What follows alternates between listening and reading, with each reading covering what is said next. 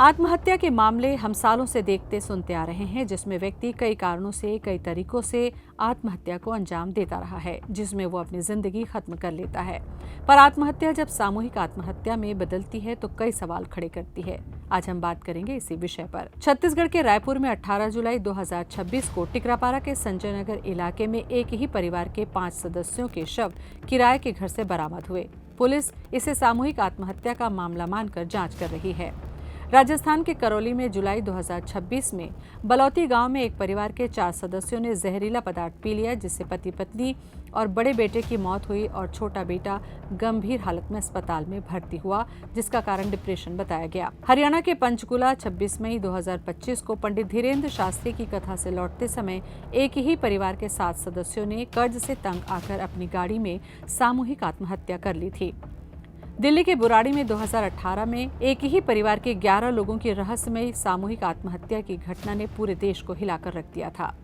इन मामलों में सोचने वाली बात है कि आत्महत्या करने का फैसला व्यक्तिगत होता है, तो फिर पूरे परिवार के लोग एक ही समय में एक जैसी मानसिकता और फैसले कैसे लेते हैं, या फिर घर के मुखिया के द्वारा पहले उनकी हत्या की जाती है और फिर आत्महत्या की जाती है। इन मामलों में लोगों की जिंदगी बचाने में क्या दोस्तों, रिश्तेदारों या समाज की कोई भूमिका हो सकती है? इस पर मनोचिकित्सक क्या कहते हैं? अगर कहीं मुखिया के जो व्यक्ति की मनस्थिति में अस्थिरता या व्यवहार में अस्थिरता देखते हैं या भावनाओं में अस्थिरता देखते हैं, तो निश्चित रूप से उनसे चर्चा करनी चाहिए। चर्चा करके अपने आप को उनको बताना चाहिए कि ये चीज़ें जो है जो आपके मेरे को व्यवहार में या भावनाओं में परिवर्तन नज़र आ रहा है, क्या बात है।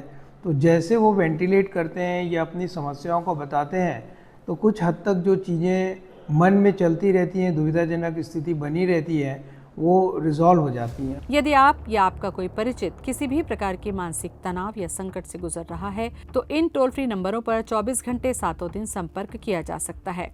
सामाजिक न्याय एवं अधिकारिता मंत्रालय ने मानसिक बीमारी से पीड़ित व्यक्तियों को राहत और सहायता प्रदान करने के लिए टोल फ्री मानसिक स्वास्थ्य पुनर्वास हेल्पलाइन किरण की शुरुआत की। सामाजिक न्याय एवं अधिकारिता मंत्रालय के विभाग ने कोविड-19 महामारी के बाद मानसिक बीमारियों के बढ़ते मामलों को देखते हुए ये हेल्पलाइन शुरू की थी। ये हेल्पलाइन अब टेलीमानस हेल्पलाइन 1800-891-4416 में विलय कर दी गई है।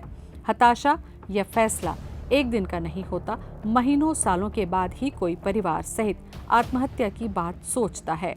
तो इस वक्त अगर उन्हें कोई सलाह या मदद मिल सके तो जिंदगी को बचाया जा सकता है। तो हमें इन बातों को ध्यान में रखना होगा।